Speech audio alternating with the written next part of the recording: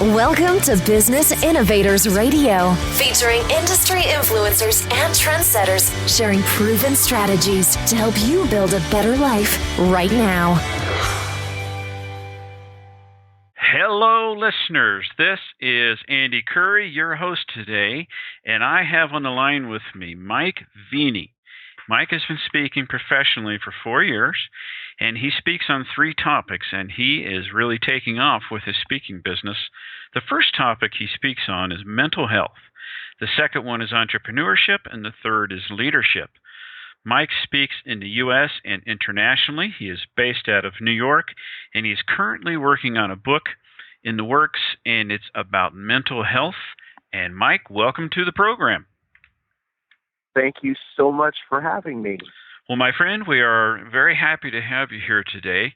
So let's dive in. I want to know who you are speaking to, what you are teaching them, how you're helping them. Well, thank you. I'm a mental health speaker mainly, and I travel typically around the United States speaking to conferences that could include professionals, families, or people who just struggle with mental health challenges like me. And my big topic is stigma, because mental health is this thing that nobody wants to discuss until something happens in the news. And one of the things I'm trying to do is empower people with some basic skills on getting more comfortable talking about it so people can get the help they need when they're having a problem. And I've really worked hard to condense it into 3 points.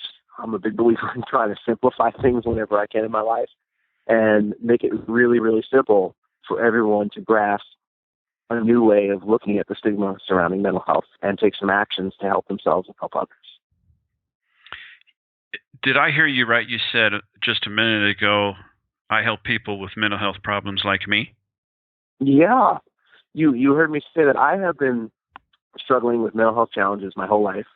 And I'm very public about it. You know, my family was concerned that as I got older, people would find out about my mental health challenges and not want to hire me for work or be my friend, or just life would be difficult. And my parents are very loving, so I could totally understand why they were concerned. But I got to a point where I realized that I was carrying around this burden. And like, Andy, let's just take you and me. If you and I became friends and we started hanging out, I'd be kind of worried that you're going to find out about my mental health challenges, how I might want to isolate myself sometimes or seem a little bit weird about certain things. And I'd be concerned that maybe I'm going to lose you as a friend. So it's a burden that people carry around who have mental health challenges. Okay. And I was actually hospitalized for it 3 times in a psychiatric hospital.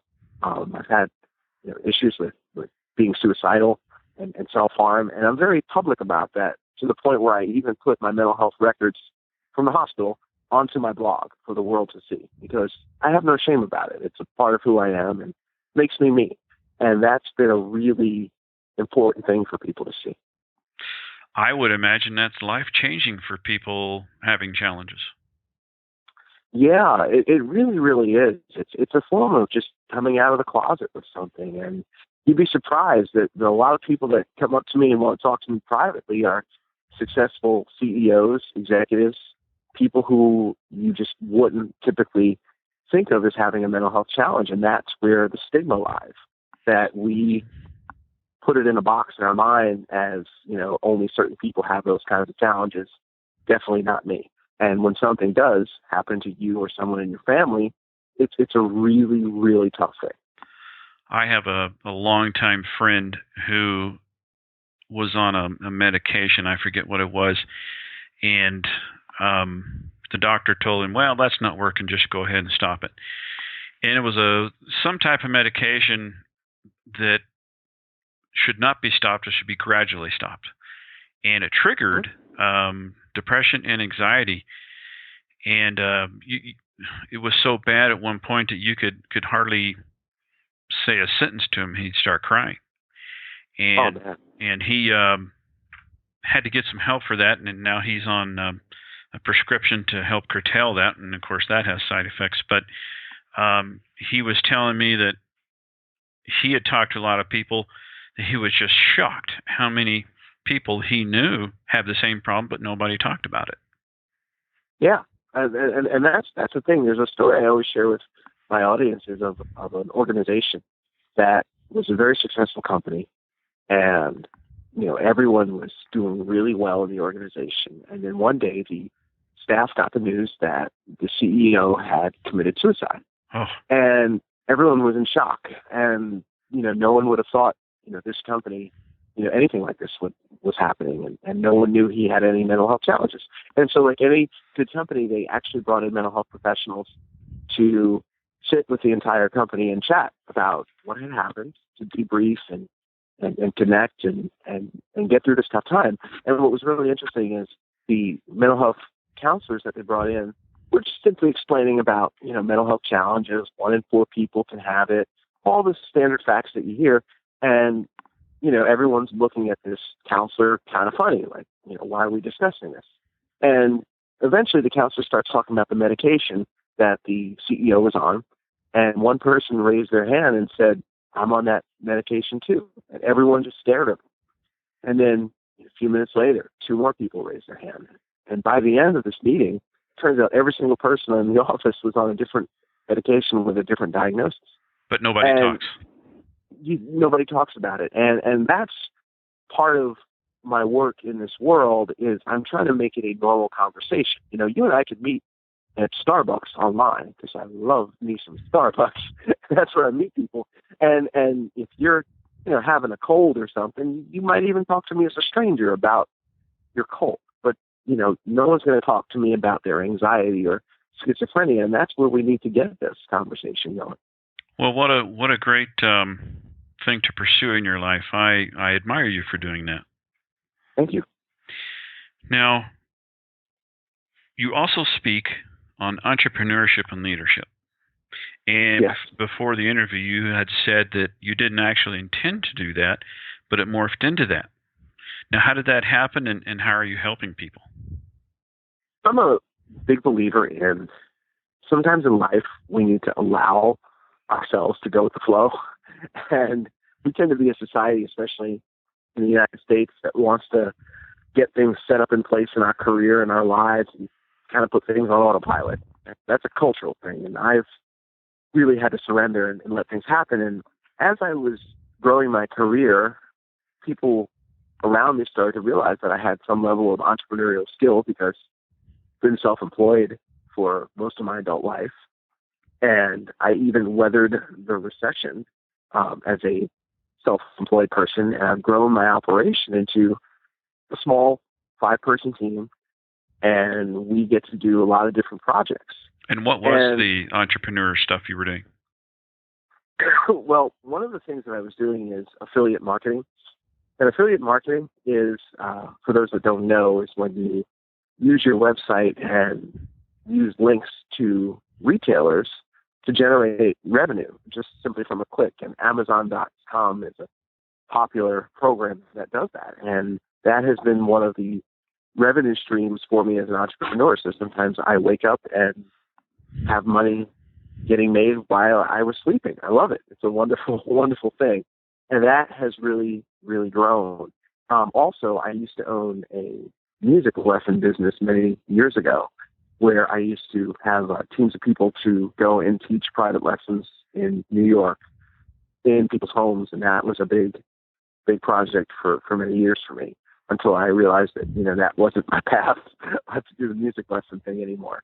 But that's just a small example of some of the projects that I have done as an entrepreneur and continue to do. And it's really, really been fun, challenging, a roller coaster, very emotional. And I said to you actually before the call that mental health and entrepreneurship, seem like 2 separate things. But as I'm talking to you, I realize that, there's a lot of similarities in stuff we can learn. I can see and that. So I've been brought in to actually teach entrepreneurship. I'm actually going to Haiti in 2 days to be part of the Haiti entrepreneurship camp, where I teach sometimes and help the entrepreneurs grow their businesses.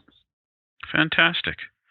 Now, if I could regress for a minute, you were talking about the music's information. You're a musician? Yes, I'm a musician. What do you play?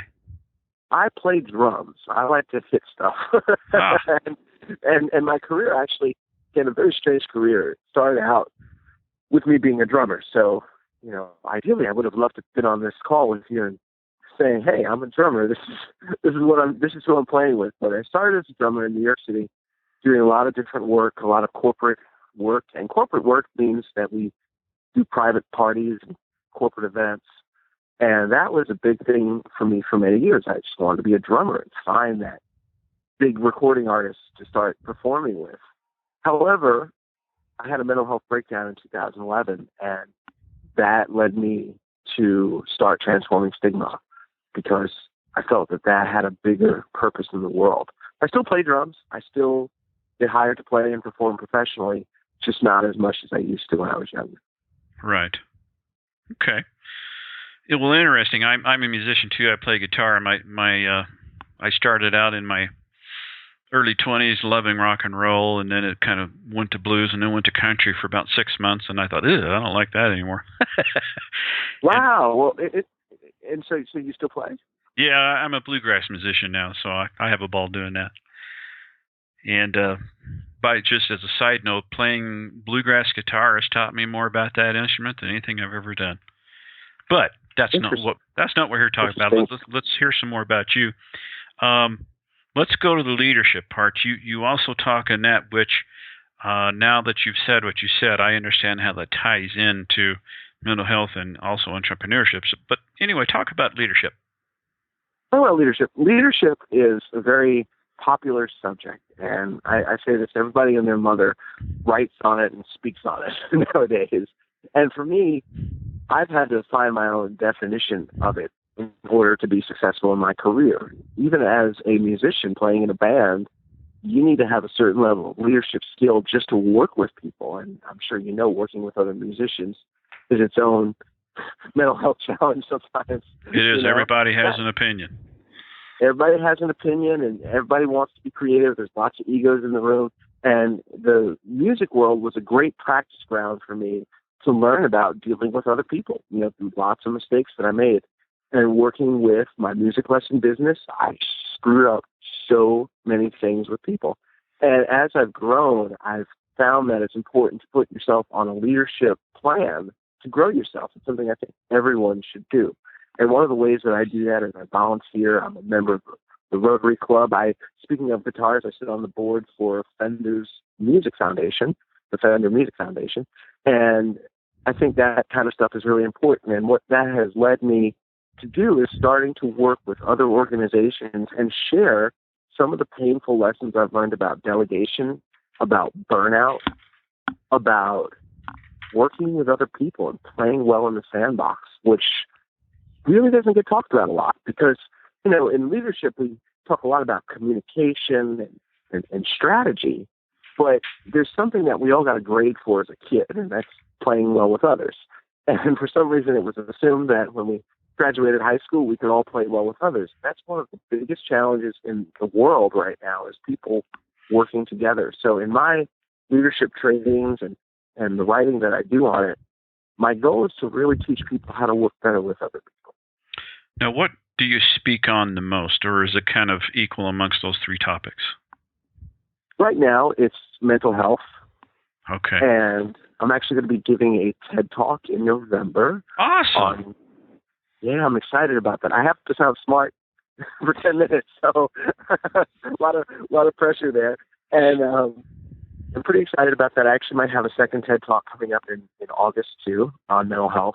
So that's really been the dominant thing. And to be totally honest with you, every time I'm looking at the news, I'm hearing about another shooting, and it upsets me. And we go right into this mental health conversation. And I think it's just a really important conversation to have right now in our society. It is an important conversation. And I have to say, people who aren't suffering from it, I would think that they kind of tend to poo-poo it and say that doesn't apply to me. Yeah. Well, we all do that with everything. Cancer doesn't apply to us until someone in our family or ourselves, struggles with cancer. And right. And that's true for anything. And I think, one of the things I always talk about is finding ways to share stories to help others learn. And that's really, really important to do. And that's one of the other things that I do with transforming stigma. Well, Mike, it's been some terrific information. Now, when someone hears this and they think, wow, I want to talk to him, I want to get him to speak, or how do they get a hold of you? Well, thank you. They can go to transformingstigma.com, or they can go to my leadership website, unleashyourgroove.com. That contains more information about the leadership and entrepreneurship stuff that I'm working on. And I love emails. I love questions. All my contact information is on the sites, and I love to hear from you and get some of your questions. Unleash your groove. That's awesome. I like that. Now, when your TED Talk happens, please let me know about that, because we'll see if we can't help you promote that a little bit, because I've been studying the TED stuff, and you don't just call them up and say, hey, I want to talk. It's quite the process, isn't it? Yes, it's quite the process. Okay, well, we'll look forward to that. And Mike, thank you so much for sharing with us what's going on in your life, and having the courage to reveal what goes on with your life, because there's a lot of people that are, as you know, hiding in secret, feeling ashamed over something they can't even control. And I think what you're doing is fantastic. Thank you. Thanks for listening to Business Innovators Radio. To hear all episodes featuring leading industry influencers and trendsetters, visit us online at businessinnovatorsradio.com today.